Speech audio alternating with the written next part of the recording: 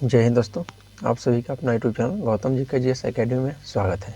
ठीक है दोस्तों, बिहार एसएससी 10+2 के लिए एक न्यू बुक आया है यूथ कंपटीशन टाइम्स का, जो कि दोस्तों 2024 का एडिशन बुक है, जिसमें टोटल 16 टेस्ट दिया गया है। जिसमें दोस्तों आज हम लोग टेस्ट नंबर 2 देख रहे हैं। यदि इससे पहले आप टेस्ट नहीं देखे हैं तो हमारा यूट्यूब चैनल पर प्लेलिस्ट बनाकर डाल दिया गया है, वहाँ से आप लोग जरूर देखिए। और हम लोग जो दोस्तों टेस्ट देखेंगे आप फुल डिस्कशन के साथ देखेंगे, और साथ में इसका आपको PDF चाहिए तो हमारा डिस्क्रिप्शन में टेलीग्राम का लिंक दिया गया है। उस लिंक के माध्यम से आप टेलीग्राम में ज्वाइन हो जाइए और वहाँ पर इसका PDF प्रोवाइड करा दिया गया है।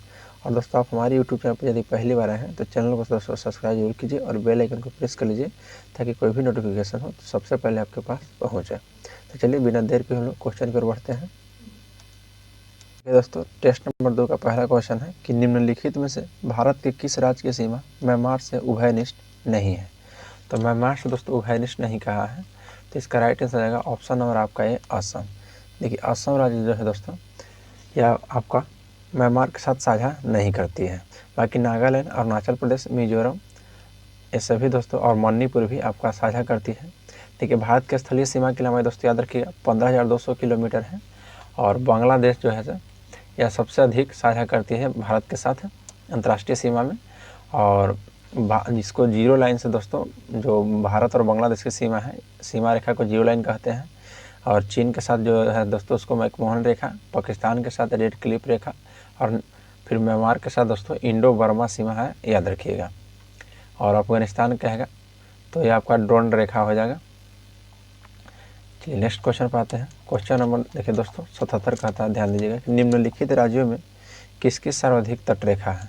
तो सर्वाधिक तटरेखा है पूछा है दोस्तों, तो राइट आंसर हो जाएगा ऑप्शन नंबर 1 गुजरात के। देखिए गुजरात की जो है सर्वाधिक तटरेखा है दोस्तों। देखिए भारत की तटरेखा लगभग दोस्तों 75,716.6 किलोमीटर लंबी है, किंतु यह तटरेखा कम वहीं कटी फटी है। और भारत में सबसे लंबी तटरेखा गुजरात की है। तो गुजरात की कितना है दोस्तों, तो याद रखिएगा 1214.70 किलोमीटर। आंध्र प्रदेश का दोस्तों है 973.70 किलोमीटर। और तमिलनाडु की बात की जाए तो तमिलनाडु की आपको हो जाएगा 906.90 किलोमीटर। और महाराष्ट्र को हो जाएगा दोस्तों 652.6 किलोमीटर, याद रखिएगा। नेक्स्ट क्वेश्चन पर आते हैं। क्वेश्चन नंबर देखिए 78 बोलता है कि भारत में अधिकांश लौह तथा अलौह खनिज निम्नलिखित भौमिकीय शिलाक्रम में किसमें संबंधित है। तो दोस्तों ऑप्शन नंबर बी हो जाएगा धारावार क्रम के। देखिए दोस्तों भारत में अधिकांश लौह और अलौह खनिज जो है यह धारावार क्रम में मिलेगा, आपको याद रखिएगा। तो ऑप्शन नंबर आपका राइट हो जाएगा दोस्तों ऑप्शन नंबर बी। ठीक है, देश की लगभग सबसे प्रमुख धातु सोना, मैंगनीज, लोहा, तांबा, टंगस्टन, क्रोमियम, जस्ता ये सभी दोस्तों चट्टानों में पाई जाती हैं, और यह धारावार चट्टानों में पाया जाता है, याद रखिएगा। भारत के खनिज के भंडार के रूप में दोस्तों इसको जाना जाता है। और गोंडवाना जो क्रम है दोस्तों वह आपको कोयला के लिए प्रसिद्ध है। चलिए नेक्स्ट क्वेश्चन पर आते हैं। निम्नलिखित राज्यों में से किस में भारत में जनजातीय जनसंख्या का प्रतिशत सर्वाधिक है। तो देखिए दोस्तों भारत में सर्वाधिक जनजातीय जनसंख्या वाला प्रतिशत राज्य में पूछेगा तो मिजोरम हो जाएगा, क्योंकि वहाँ की जो जनसंख्या था दोस्तों तो 94.4% ही जनजातीय, याद रखिएगा। और उसके बाद दोस्तों फिर नागालैंड था, फिर मेघालय, और उसके बाद फिर अरुणाचल प्रदेश। नेक्स्ट पे आते हैं। देखिए क्वेश्चन नंबर 80 कहता है कि उत्तर प्रदेश के निम्न जनपदों में से किस एक हो अंतर्राष्ट्रीय सीमा स्पर्श नहीं करती है। तो देखिए दोस्तों उत्तर प्रदेश राज्य की जो बस्ती जिला है यह नेपाल के साथ अपनी सीमा साझा नहीं करती है। तो ऑप्शन नंबर आपका डी राइट हो जाएगा बस्ती। और नेपाल हमारा दोस्तों पड़ोसी देश है, जो कि 579 किलोमीटर उत्तर प्रदेश के साथ अपनी सीमा साझा करती है। देखिए दोस्तों उत्तर प्रदेश राज्य के 7 जिला जो है यह सीमा नेपाल के साथ लगती है, याद रखिएगा। कौन कौन सा, देखो है सिद्धार्थनगर, बलरामपुर, श्रावस्ती, महाराजागंज, बहिराज, लखीमपुर और पीलीभीत, याद रखिएगा। नेक्स्ट क्वेश्चन है कि पहले इलेक्ट्रॉन कोष जो नाभिक के निकटतम होता है उसमें कभी n इलेक्ट्रॉनों से अधिक इलेक्ट्रॉन नहीं होता है, जहाँ n किसके बराबर है। तो जहाँ n दोस्तों याद रखिएगा, देखिए पहला इलेक्ट्रॉन कोष जो है दोस्तों जो नाभिक के निकटतम होता है इसमें कभी भी 2 इलेक्ट्रॉन से अधिक इलेक्ट्रॉन नहीं रहते हैं। तो ऑप्शन नंबर 20 का राइट हो जाएगा 2 इलेक्ट्रॉन। नेक्स्ट है क्वेश्चन नंबर 82, बोलता है कि समभारिक में होता है। तो समभारिक में क्या होता है दोस्तों, देखिए तो समभारिक में भिन्न भिन्न तत्वों के वे परमाणु जिनके परमाणु क्रमांक भिन्न भिन्न परंतु दोस्तों द्रव्यमान संख्या समान होता है वो समभारी कहलाता है। तो 82 का आपका राइट आंसर हो जाएगा ऑप्शन नंबर ए। देखिए, समान भार संख्याएं किंतु भिन्न भिन्न परमाणु संख्या, इसे दोस्तों समभारिक कहते हैं। और समभारिक में प्रोटॉनों की संख्या भिन्न भिन्न होती है, लेकिन दोस्तों न्यूट्रॉन और प्रोटॉन की संख्या का योग का समान होता है, समभारिक, याद रखिएगा। नेक्स्ट है ध्वनि की तीव्रता मापने की इकाई को पहचानिए। तो ध्वनि की तीव्रता जो है दोस्तों यह डेसिबल से मापी जाती है, याद रखिएगा। नेक्स्ट क्वेश्चन पाते हैं, क्वेश्चन नंबर आपका 84। क्वेश्चन 84 कहता है कि एक ध्रुवीय सहसंयोजी बंध है। तो एक ध्रुवीय सहसंयोजी बंध कौन सा हो जाएगा दोस्तों? तो ऑप्शन नंबर ए हो जाएगा HCl। देखिए दोस्तों, हाइड्रोजन क्लोराइड है, यह एक यौगिक है जिसका रासायनिक सूत्र होता है HCl। तो इसका राइट आंसर हो जाएगा ऑप्शन नंबर ए। चलिए नेक्स्ट क्वेश्चन पाते हैं, क्वेश्चन नंबर 85। क्वेश्चन देखिए 85 कहता है कि निम्नलिखित में से कौन सा मूल सूत्र सही है। देखिए दोस्तों, पहला है कि मोलरता विलय के मोल प्रति बिलियन का मिलीलीटर में। नेक्स्ट है कि मोलरता बराबर विलय के मोल बटा बिलियन का लीटर बटा आयतन। तो इसका राइट आंसर हो जाएगा दोस्तों ऑप्शन नंबर बी, याद रखिएगा। बिलियन की मोलरता होता है कि बिलियन के ग्राम अणु बटा बिलियन का आयतन, यानी कि दोस्तों मोल में होता है और एक लीटर में होता है। बिलियन का आयतन जो होता है लीटर में, और बिलियन का जो ग्राम अणु होता है यह मोल में होता है। नेक्स्ट क्वेश्चन पाते हैं, क्वेश्चन नंबर 86 कहता है कि कोशिकाओं का अध्ययन भी को कहा जाता है। तो कोशिकाओं का अध्ययन क्या कहा जाता है? तो कोशिकाओं का अध्ययन याद रखिएगा साइटोलॉजी कहलाता है। कोशिकाओं का अध्ययन साइटोलॉजी कहलाता है। कोशिका जीवधारियों की संरचनात्मक एवं क्रियात्मक इकाई है जो कि अवकलीय परागम झिल्ली से घिरी हुई है, और इसे दोस्तों स्वतः जनन की क्षमता होती है, इसमें याद रखिएगा। अगर इसकी खोज कहेगा तो सर्वप्रथम रॉबर्ट हुक के द्वारा दोस्तों 1665 ईस्वी में किया गया था, और उन्होंने अपनी पुस्तक जो कि उनकी माइकोग्राफिया में ये इसका वर्णन किया था, याद रखिएगा। नेक्स्ट है कि 1 नैनोमीटर किस मीटर के तुल्य होता है। तो 1 नैनोमीटर दोस्तों याद रखिएगा 10 के पावर -9 होता है। तो ऑप्शन नंबर सी राइट हो जाएगा 10 की घात -9। 87 का कहा है दोस्तों 1 नैनोमीटर याद रखना है 10 के पावर -9 मीटर। अगर सेंटीमीटर में पूछेगा तो हो जाएगा दोस्तों 10 के पावर -7 सेंटीमीटर। नेक्स्ट क्वेश्चन है, क्वेश्चन नंबर 88 कहता है कि कोशिका की संरचना उसके कार्य के अनुसार बदलती रहती है, इस प्रकार उसे भिन्न भिन्न होते हैं और उन्हें मोटे तौर पर किसको छोड़कर निम्नलिखित सभी प्रकारों में वर्गीकृत किया गया है। तो 88 का राइट आंसर का दोस्तों ऑप्शन नंबर बी, ग्रंथिल ऊतक को। देखिए, कोशिका की संरचना उसके कार्य के अनुसार बदलती रहती है और इस प्रकार ऊतक भिन्न भिन्न होते हैं और उन्हें मोटे तौर पर दोस्तों ग्रंथिल ऊतक कहते हैं, याद रखिएगा। और यह ग्रंथिल ऊतक को छोड़कर दोस्तों सभी प्रकार में वर्गीकृत किया जा सकता है। और ऊतक का अध्ययन कहेगा आपको तो हिस्टोलॉजी हो जाएगा, याद रखिएगा। ऊतक का अध्ययन हिस्टोलॉजी। नेक्स्ट है, निम्नलिखित भौतिक मात्राओं में से कौन सी एक अदिश राशि है। तो 89 का आपका सी हो जाएगा दोस्तों, यंग का मापांक जो है यह एक सदिश राशि है, याद रखिएगा। देखिए, वह भौतिक राशि है जिन्हें व्यक्त करने के लिए केवल परिमाण की आवश्यकता होती है, दिशा की नहीं। उन्हें दोस्तों अदिश राशि कहते हैं। और सदिश में दोनों की आवश्यकता होती है, परिमाण और दिशा की। देखिए दोस्तों, इन राशियों को गणित को साधारण नियम द्वारा जोड़ा गया है, जिसे गुणना, भाग तथा घटाया जा सकता है। जैसे यंग का मापांक हो जाएगा द्रव्यमान, आयतन, ताप, समय, दूरी, यह सभी हो जाएगा दोस्तों। चलिए नेक्स्ट क्वेश्चन पाते हैं, क्वेश्चन नंबर 90। क्वेश्चन कह रहा है दोस्तों कि निम्नलिखित में से किसको किसी तत्व के उस सूक्ष्मतम कण के रूप में परिभाषित कर सकते हैं जो स्वतंत्र रूप से अस्तित्व में रहता है। तो वह दोस्तों 91 का आपका राइट आंसर हो जाएगा ऑप्शन नंबर देखिए डी, अणु। अणु पदार्थ का वह छोटा कण है जो प्राकृतिक में दोस्तों स्वतंत्र अवस्था में पाया जाता है, लेकिन रासायनिक प्रतिक्रिया में भाग नहीं ले सकता है। अणु दोस्तों 2 या 2 से अधिक परमाणुओं से मिलकर बनता है, याद रखिएगा। नेक्स्ट है, RNA एक बहुलक अणु है, इसका पूर्ण रूप क्या है। तो RNA का दोस्तों पूरा नाम याद रखिएगा राइबो न्यूक्लिक एसिड। तो ऑप्शन नंबर बी हो जाएगा राइबो न्यूक्लिक एसिड।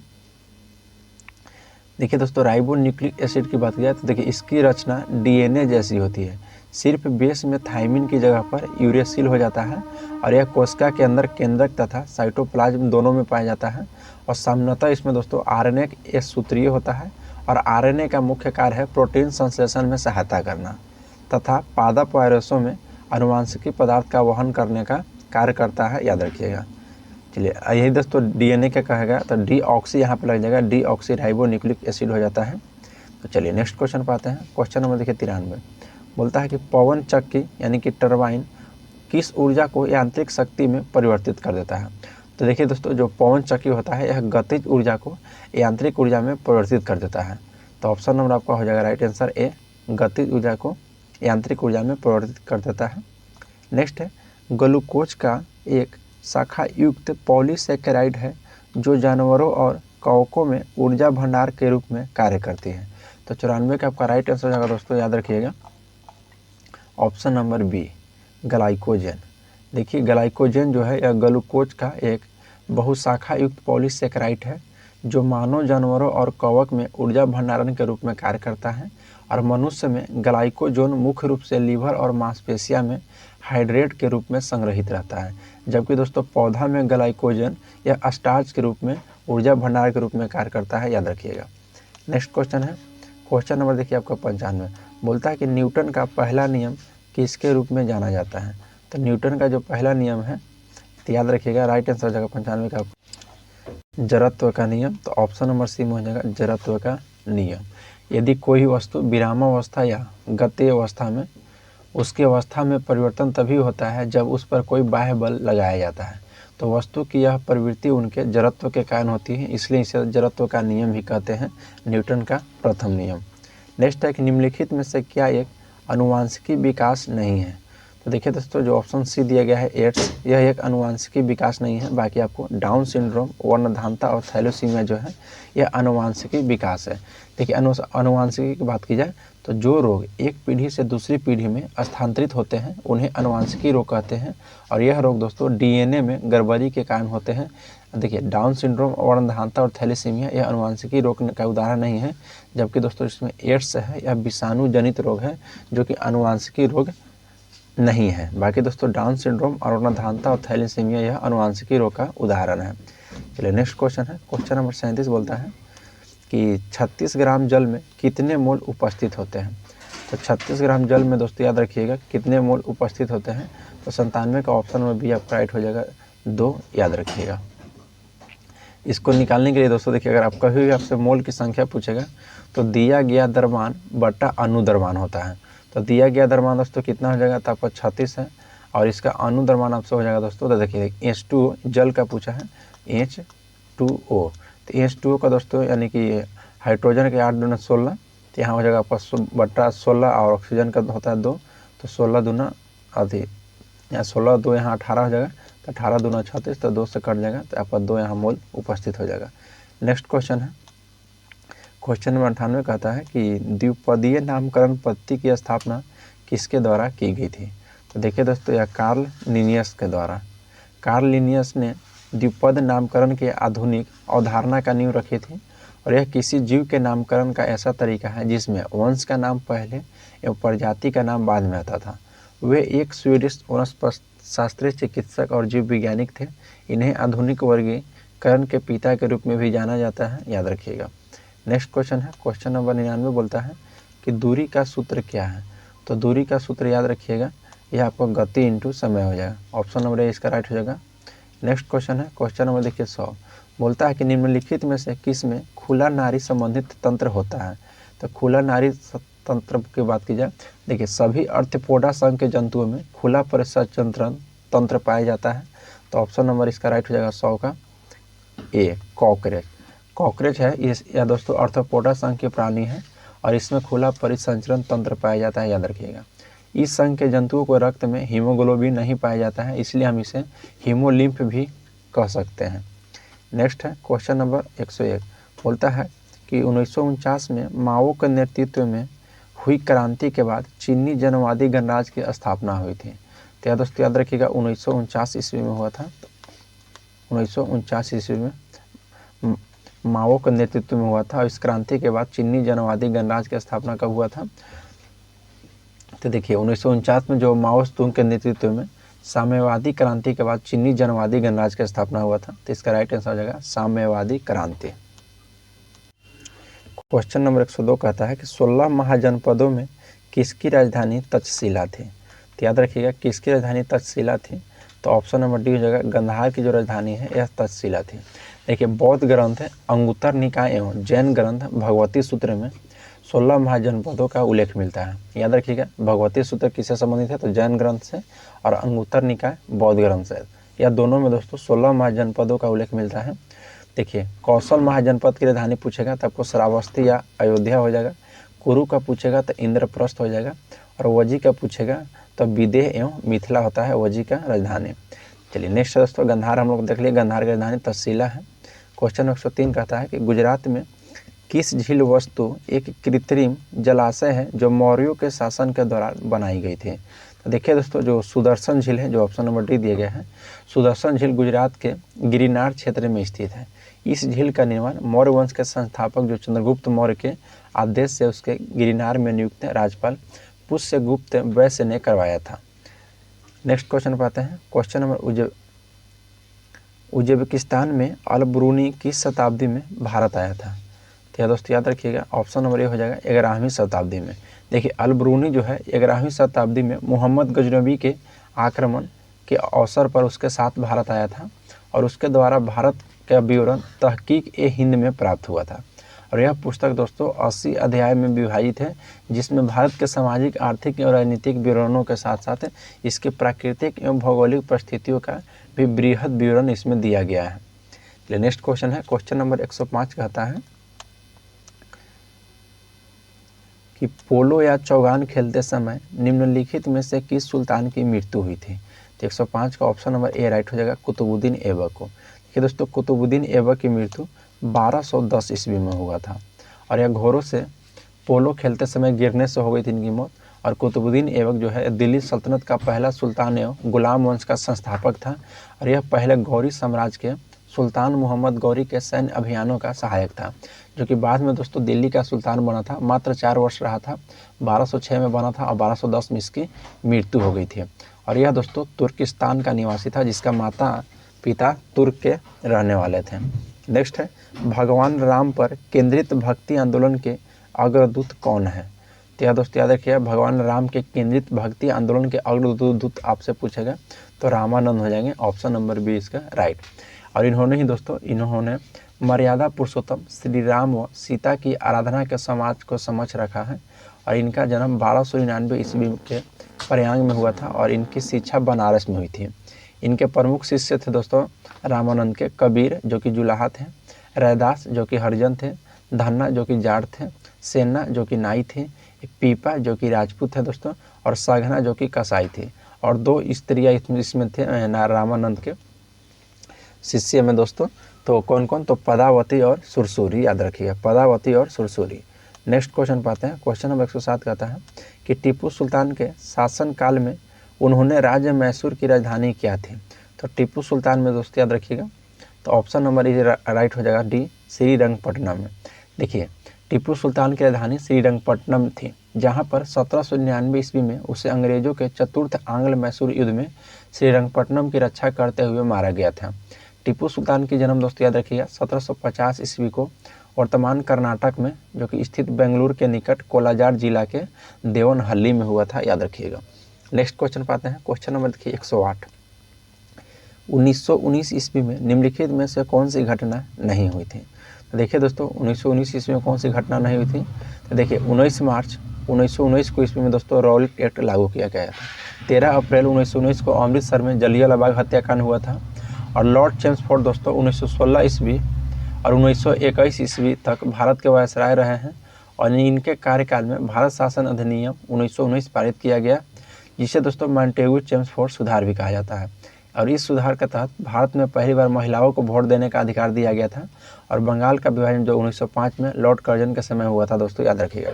तो राइट आंसर हो जाएगा ऑप्शन नंबर आपका डी, बंगाल विभाजन। बंगाल विभाजन कब हुआ था, तो दोस्तों आपका हुआ था बंगाल विभाजन 1905 ईस्वी में। बाकी दोस्तों सभी देखिए रॉलेट एक्ट पारित कब हुआ था, तो रॉलेट एक्ट पारित हुआ था 19 मार्च 1919 को। फिर दोस्तों मॉन्टेग्यू चेम्सफोर्ड सुधार की घोषणा कब की गई थी, तो देखिए है 1916 से 1921 तक दोस्तों भारत के वायसराय रहते हैं और इन्हीं के तरफ भारत शासन अधिनियम 1919 पारित हुआ था, उसी में मॉन्टेग्यू चेम्सफोर्ड सुधार कहा जाता था। जलियांवाला बाग हत्याकांड दोस्तों 13 अप्रैल 1919 को हुआ था। नेक्स्ट क्वेश्चन है, क्वेश्चन नंबर 109 बोलता है कि आंदोलन रेड शर्ट के अगुआ कौन थे। तो दोस्तों जो आंदोलन रेड शर्ट थे यह दोस्तों याद रखिएगा खान अब्दुल गफ्फार खान के, तो ऑप्शन नंबर राइट हो जाएगा option number C, Khan Abdul Ghaffar Khan जो है ये रेड शर्ट के दोस्तों अगुआ थे। देखिए खान अब्दुल गफ्फार खान को दोस्तों सीमांत गांधी भी कहा जाता है और इन्होंने सबने अवज्ञा आंदोलन के समय उत्तर पश्चिमी सीमांत प्रांत में खुदाई खिदमतगार नामक आंदोलन चलाया था और इस आंदोलन के स्वयं सेवक लाल कुर्ता धारण करते थे, जिसकी वजह से इसे आंदोलन को दोस्तों लाल कुर्ती आंदोलन भी कहा जाता है। नेक्स्ट है भारत के पश्चिमी बिंदु का नाम बताइए। तो भारत के दोस्तों पश्चिमी बिंदु आपसे पूछ रहा है तो ऑप्शन नंबर डी हो जाएगा गौर माता। गौर माता दोस्तों यह भारत के पश्चिमी बिंदु का नाम है। देखिए भारत के सबसे उत्तरी बिंदु पूछेगा तो इंदिरा कॉल हो जाएगा, दक्षिणी बिंदु पूछेगा मुख्य भूमि से कहेगा दोस्तों तो यह निकोबार, मुख्य भूमि से दूर कहेगा तो बृहद निकोबार द्वीप समूह में स्थित है एक जगह इंदिरा पॉइंट, तो दक्षिणी बिंदु हो जाएगा इंदिरा पॉइंट और जिसे दोस्तों पिग्मिलियन पॉइंट भी कहा जाता है। और जबकि मुख्य भूमि में कहेगा दक्षिणतम बिंदु तो केप कोमेरिन हो जाएगा जो कि कन्याकुमारी तमिलनाडु में है। और भारत के पश्चिमी बिंदु दोस्तों गुजरात राज्य में स्थित है गौर माता, जिसे गुहर मोती भी बोला जाता है। और पूर्वी बिंदु पूछेगा तो यह अरुणाचल प्रदेश में स्थित है जो कि किबुथु इसको बोला जाता है। देखिए दोस्तों भारतीय संघ राज्य के सबसे दक्षिणी बिंदु जो कि इंदिरा बिंदु कहा जाता है, यह दोस्तों 2004 ईस्वी में सुनामी के लहरों के कारण समुद्र में जलमग्न हो गया है, याद रखिएगा। नेक्स्ट क्वेश्चन है कि निम्न में से कौन सी पहाड़ी असम में स्थित है। तो देखिए दोस्तों जो आपको कार्बो आंगलोंग पहाड़ी है यह दोस्तों आपको असम में स्थित है, याद रखिएगा। कार्बो आंगलोंग जो पठार प्रायद्वीपीय पठार के उत्तरी पूर्वी विस्तार है जो कि मेघालय के पठार सहित असम के आंगलोंग क्षेत्र तक विस्तृत है। और जवादी और सेवराय पहाड़ी दोस्तों याद रखिएगा यह तमिलनाडु में स्थित है और आरावली आपको यह राजस्थान में स्थित है। चलिए नेक्स्ट क्वेश्चन है, क्वेश्चन नंबर 112 बोलता है कि उस दर्रे का नाम बताइए जिसे उत्तराखंड में तीर्थयात्रियों द्वारा कैलाश मानसरोवर यात्रा के लिए प्रयोग किया जाता था। तो दोस्तों ऑप्शन नंबर डी आपका राइट हो जाएगा लिपुलेख दर्रा। देखिए दोस्तों लिपुलेख दर्रा भारत में हिमालय पर्वत श्रेणी का एक प्रमुख दर्रा है जिसका ऊंचाई लगभग दोस्तों 17,500 फीट है, जो कि लिपुलेख दर्रा भारत के उत्तराखंड राज्य के कुमाऊं क्षेत्र के तिब्बत के तालाकोट शहर को जोड़ता है। कैलाश पर्वत और मानसरोवर झील की यात्रा करने वाले तीर्थयात्री अपनी यात्रा के लिए लिपुलेख दर्रा के मार्ग के रूप में प्रयोग करते हैं। और लिपुलेख दर्रा दोस्तों भारत और चीन के मध्य व्यापार मार्ग के रूप में महत्वपूर्ण भूमिका निभाती है, याद रखिएगा। नेक्स्ट है कि निम्नलिखित में से कौन भारत के लेक डिस्ट्रिक्ट के रूप में जाना जाता है। तो 113 के ऑप्शन नंबर ए हो जाएगा दोस्तों नैनीताल। देखिए उत्तराखंड के दोस्तों नैनीताल जिला को लेक डिस्ट्रिक्ट के नाम में से जाना जाता है और नैनीताल जिले में दोस्तों जगह जगह झीलें स्थित है। नैनीताल को झीलें हिमानी द्वारा निर्मित झील है और इसमें नैनी झील सबसे प्रमुख है। अगर उत्तराखंड का दोस्तों उच्च न्यायालय भी नैनीताल में ही स्थित है पूछेगा तो याद रखिएगा नैनीताल में। चलिए नेक्स्ट क्वेश्चन है, क्वेश्चन नंबर 114 कहता है कि किस नदी के बेसिन को भारत के उत्तरी 10 राज्यों के द्वारा बांटा गया है। तो राइट आंसर है दोस्तों ऑप्शन नंबर आपका सी गंगा को। देखिए दोस्तों भारत के सबसे महत्वपूर्ण नदी गंगा है जो कि भारत और बांग्लादेश को मिलाकर 2525 किलोमीटर दूरी तय करती है, याद रखिएगा। और इस नदी को बेसिन को भारत के 10 राज्यों के द्वारा बांटा गया है। देखिए उत्तराखंड में गंगोत्री हिमालय से यह दोस्तों निकलती है और बंगाल की खाड़ी तक का सफ़र करती है, यानी कि दोस्तों। और गंगा के बाएं तट का मुख्य सहायक नदी पूछेगा तो रामगंगा, गोमती, घाघरा, गंडक, बूढ़ी गंडक, कोसी, महानंदा, बागमती ये सभी दोस्तों बाएं तरफ से मिलती है। अगर दाहिने तरफ से कहेगा दोस्तों गंगा की सहायक नदी तो ये हो जाएगा यमुना, सोन, दामोदर, पुनपुन, ये याद रखिएगा यमुना, सोन, दामोदर, पुनपुन। चलिए नेक्स्ट क्वेश्चन पाते हैं, क्वेश्चन 115 कह रहा है दोस्तों कि बगलीहाल बांध किस नदी पर बनाया गया है। तो बगलीहाल बांध दोस्तों यह भारत के जम्मू क्षेत्र का जो डोडा जिला में पाकिस्तान की ओर बहने वाली चिनाब नदी पर बना है। तो याद रखिएगा ऑप्शन नंबर दोस्तों इसका हो जाएगा ए, चिनाब नदी पर यह बना हुआ है। नेक्स्ट बात है, क्वेश्चन 116 कहता है कि भारत के कौन से राज्य में अधिकतम संख्या में आर्किड है। तो आर्किड देखिए दोस्तों एक प्रकार की चट्टान है आर्किड। देखिए आर्किड बोल रहा है इसमें कि भारत के कौन से राज्य अधिकतम संख्या में आर्किड है। तो आर्किड दोस्तों वनस्पति जगत का सुंदर पुष्प है। भारतीय वनस्पति सर्वेक्षण के द्वारा आर्किड का प्रथम व्यापक जनगणना 2019 के अनुसार भारत में आर्किड प्रजाति की कुल संख्या दोस्तों 1256 पाई गई है। और आर्किड प्रजातियों की सबसे अधिक संख्या दोस्तों आपका अरुणाचल सिक्किम में है। तो ऑप्शन नंबर डी इसका राइट हो जाएगा सिक्किम में। देखिए दोस्तों आर्किड प्रजाति की कुल संख्या 1256 है और आर्किड प्रजातियों की सबसे अधिक संख्या आपको की बात की जाए तो दोस्तों अरुणाचल प्रदेश में जगह जो कि 612 है। देखिए तो ऑप्शन नंबर इसका दोस्तों बी राइट हो जाएगा। अरुणाचल प्रदेश में कितनी है तो यहाँ के दोस्तों 612 है। सिक्किम की दोस्तों 560 है और पश्चिम बंगाल के जो दार्जिलिंग हिमालय है वहाँ पे दोस्तों आपको 479 मिलेगा, याद रखिएगा। लेकिन दोस्तों भारत में अगर अधिकतम संख्या में पूछेगा तो आर्किड का उत्पादन तो सिक्किम राज्य में होता है। तो यहाँ दोस्तों संख्या में ही पूछा है तो राइट आंसर आपका हो जाएगा दोस्तों सिक्किम ही हो जाएगा। बिल्कुल याद रखिएगा दोस्तों, अधिकतम संख्या में पूछा है तो आपका सिक्किम हो जाएगा, याद रखिएगा। चलिए नेक्स्ट क्वेश्चन है कि वह कौन सा अधिनियम था जिसने भारत में सत्ता ब्रिटिश ईस्ट इंडिया कंपनी से ब्रिटिश क्राउन में स्थानांतरित हो गया था। तो देखिए 1858 के भारत शासन 1858 के भारत शासन अधिनियम का निर्माण दोस्तों यह 1857 के विद्रोह के बाद किया गया था और इस अधिनियम ने ईस्ट इंडिया कंपनी के शासन को समाप्त कर दिया गया था और गवर्नरों क्षेत्रों को राजस्व संबंधित शक्तियाँ ब्रिटिश राजशाही यानी कि क्राउन को हस्तांतरित कर दिया गया था और इसी के द्वारा गवर्नर जनरल का पद नाम बदलकर वायसराय कर दिया गया था।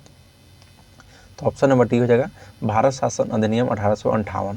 देखिए लॉर्ड कैनिंग ने दोस्तों यहाँ का प्रथम वायसराय बनाया गया था और लॉर्ड कैनिंग ने प्रयागराज यानी कि इलाहाबाद के मिंटो पार्क में 1 नवंबर 1858 को महारानी विक्टोरिया को घोषणा पत्र पढ़ा था, याद रखिएगा। कब? 1 नवंबर 1858 को।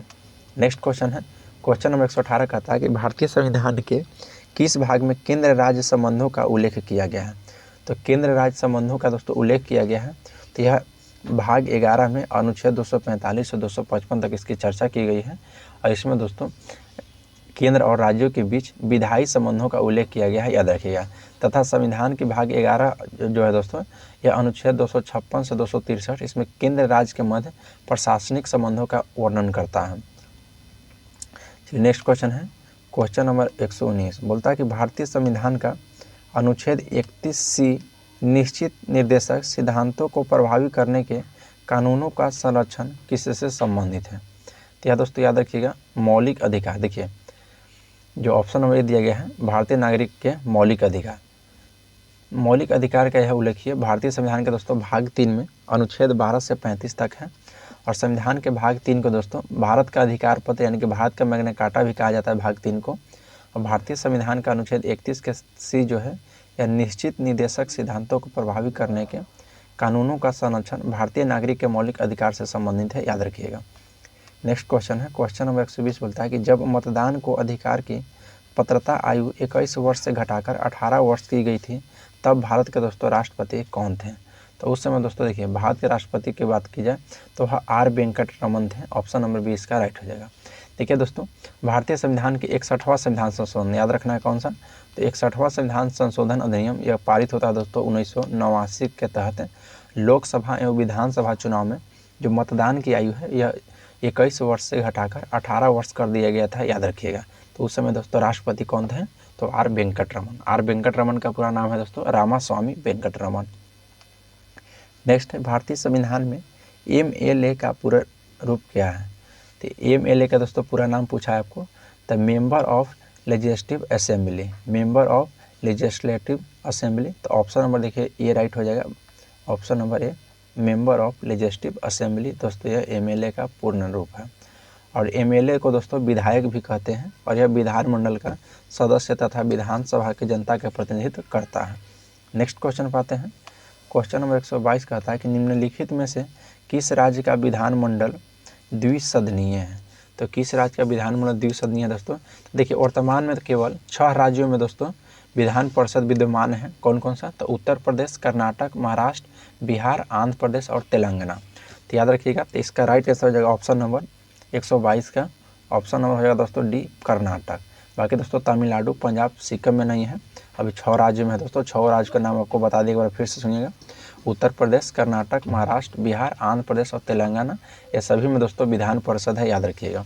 नेक्स्ट क्वेश्चन पाते हैं, सिक्किम अपना राज्य तत्व यानी कि राज्य पद कब मानता है। तो 123 का आपको ऑप्शन नंबर डी हो जाएगा 16 मई। देखिए दोस्तों सिक्किम स्थापना दिवस 16 मई को मनाया जाता है और सिक्किम नागालैंड राजतंत्र द्वारा शासित एक स्वतंत्र राज्य था। 1975 में हुए जनमत संग्रह के बाद यह भारत का हिस्सा बन गया है और यह जनमत संग्रह के बाद दोस्तों राजशाही का अंत और भारतीय संविधान के नियम प्रणाली के अंतर्गत यह यहाँ प्रजातंत्र का उदय हुआ है, याद रखिएगा। नेक्स्ट क्वेश्चन पाते हैं, क्वेश्चन नंबर 124 कह रहा है कि नीति आयोग के अध्यक्ष कौन है। तो नीति आयोग के अध्यक्ष दोस्तों याद रखिएगा प्रधानमंत्री होते हैं।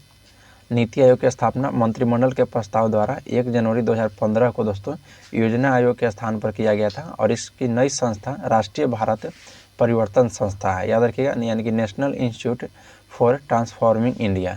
नीति का पूरा नाम है national institution for transforming India और प्रधानमंत्री की अध्यक्षता वाला यह आयोग सरकार के थिंक टैंक के रूप में कार्य करते हैं, याद रखिएगा, थिंक टैंक के रूप में। नेक्स्ट है कि भारतीय संविधान को भारतीय स्वतंत्रता अधिनियम 1947 की धारा किसके द्वारा मान्यता दी गई थी। तो देखिए संविधान सभा को भारतीय स्वतंत्रता अधिनियम 1947 की धारा 8 के 1 द्वारा मान्यता दिया गया है, तो ऑप्शन नंबर डी इसका राइट हो जाएगा।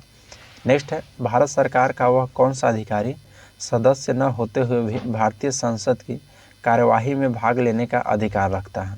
तो 126 का ऑप्शन नंबर बी राइट हो जाएगा दोस्तों, भारत का अटॉर्नी जनरल, याद रखिएगा, भारत का अटॉर्नी जनरल जिसे महान्यायवादी बोलते हैं और इसको दोस्तों अनुच्छेद 76 में इसकी चर्चा की गई है। देखिए इसकी नियुक्ति राष्ट्रपति के द्वारा होती है और इसका कार्यकाल के संविधान द्वारा निश्चित नहीं किया गया है। यह राष्ट्रपति के प्रसाद पर्यंत पद ग्रहण रहते हैं और यह भारत के सरकार का दोस्तों विधि संबंधी ऐसे विषयों पर सलाह देता है जो राष्ट्रपति द्वारा सौंपे गए हैं और भारत के किसी भी क्षेत्र में या किसी भी अदालत में महान्यायवादी को सुनवाई का अधिकार है और यह संसद के दोनों सदनों में बोलने का कार्यवाही में भाग लेने का दोनों दोस्तों संयुक्त बैठक में भाग ले सकते भी हैं, परंतु दोस्तों यह मतदान करने का अधिकार प्राप्त नहीं है, याद रखिएगा। क्वेश्चन 27 है कि राज्य की आय जो लोगों द्वारा बिना कानूनी उत्तराधिकार के छोड़ी गई संपत्ति से उत्पन्न होती है वह क्या कहलाती है। तो देखिए दोस्तों याद रखिएगा 127 का आपका राइट आंसर रहेगा ऑप्शन नंबर सी राजगामित्व। राज्य की आय जो लोगों द्वारा बिना कानूनी उत्तराधिकार के छोड़ी गई संपत्ति से उत्पन्न होती है उसे राजगामित्व कहते हैं। नेक्स्ट है कि बिहार में कौन सा खनिज पाया जाता है। तो बिहार में दोस्तों याद रखिएगा आपका क्वार्टरजाइट पाया जाता है, पाइराइट और अबरक तीनों पाया जाता है, तो उपयुक्त सभी इसका राइट आंसर हो जाएगा option number D. Next question है क्वेश्चन 129 बोलता है दोस्तों कि उस विकल्प को चुनिए जो बिहार के 7 निश्चय भाग 2 योजना का हिस्सा नहीं है। तो देखिए दोस्तों ऑप्शन नंबर 129 का राइट हो जाएगा ऑप्शन नंबर डी, सभी के लिए वायु मार्ग। सभी के लिए दोस्तों यह वायु मार्ग आपको नहीं है। देखिए 7 निश्चय भाग के तहत युवा शक्ति बिहार की प्रगति, यह दोस्तों निश्चय 1 में इसकी चर्चा की गई है। निश्चय 2 में दोस्तों शक्ति महिला 2 सक्षम महिला की गई है और हर खेत में सिंचाई के पानी के लिए दोस्तों निश्चय 3 में इसकी चर्चा की गई है, याद रखिएगा। चलिए नेक्स्ट क्वेश्चन पाते हैं दोस्तों। बिहार में प्रति 1 लाख जनसंख्या पर सड़क की लंबाई है। तो सड़क की लंबाई दोस्तों क्या है, तो यह दोस्तों याद है न्यूनतम से द्वितीय, न्यूनतम से दोस्तों द्वितीय है बिहार में प्रति 1 लाख जनसंख्या पर सड़क की लंबाई। नेक्स्ट क्वेश्चन पाते हैं। क्वेश्चन नंबर देखिए आपका 131 कहता है कि 2011 के जनगणना के आधार पर बिहार भारत का सबसे अधिक जनसंख्या वाला राज्य है। तो कौन सा राज्य है दोस्तों, तो यह ऑप्शन नंबर बी हो जाएगा, तीसरा राज्य है दोस्तों। देखिए 2011 की जनगणना के आधार पर बिहार जो भारत का तीसरा सबसे अधिक जनसंख्या वाला राज्य बन गया है। नेक्स्ट क्वेश्चन पाते हैं। क्वेश्चन नंबर दोस्तों 132 बोलता है कि सूची 1 को सूची 2 के साथ सुमेलित कीजिए। देखिए दोस्तों बिहार के राज्यपाल, तो बिहार के राज्यपाल दोस्तों अभी वर्तमान में आर्लेकर जी है, श्री राजेंद्र विश्वनाथ आर्लेकर। बिहार के दोस्तों मुख्य न्यायाधीश तो डॉक्टर श्री विनोद चंद्रन है, तो श्री विनोद चंद्रन हो जाएंगे आपको यह दोस्तों बिहार के अभी मुख्य न्यायाधीश। और बिहार के मुख्यमंत्री दोस्तों अभी श्री नीतीश कुमार जी हैं और बिहार के मुख्य चुनाव अधिकारी आपको श्री अरुण गोयल हैं, श्री अरुण गोयल। तो इसका ऑप्शन नंबर होगा दोस्तों, ऑप्शन नंबर देखिए इसलिए देख लेते हैं। देखिए 4 3 1 2, तो 4 3 1 2 दोस्तों देख लीजिए। ऑप्शन नंबर देखिए सी में दिया गया है 4 3 1 2, तो राइट हो जाएगा। नेक्स्ट क्वेश्चन है क्वेश्चन 133 की किस राज्य केंद्र शासित प्रदेश में हिमायत बेरोजगार युवकों के लिए एक प्रशिक्षण व नियोजन कार्यक्रम है। तो 133 का ऑप्शन नंबर दोस्तों सी हो जाएगा, यानी कि जम्मू कश्मीर। देखिए जम्मू कश्मीर राज्य में वर्ष 2011 को हिमायत योजना शुरू किया गया था, जिसका लक्ष्य अगले 5 वर्षों में 1 लाख युवाओं को रोजगार देना था, याद रखिएगा। नेक्स्ट है प्रथम पंचवर्षीय योजना वर्ष की जारी हुई थी। तो यह दोस्तों प्रथम पंचवर्षीय योजना वर्ष 1951 में जारी हुई थी, जिसका दोस्तों कार्यकाल 1951 से 1956 तक रहा है। ऑप्शन नंबर बी इसका राइट हो जाएगा।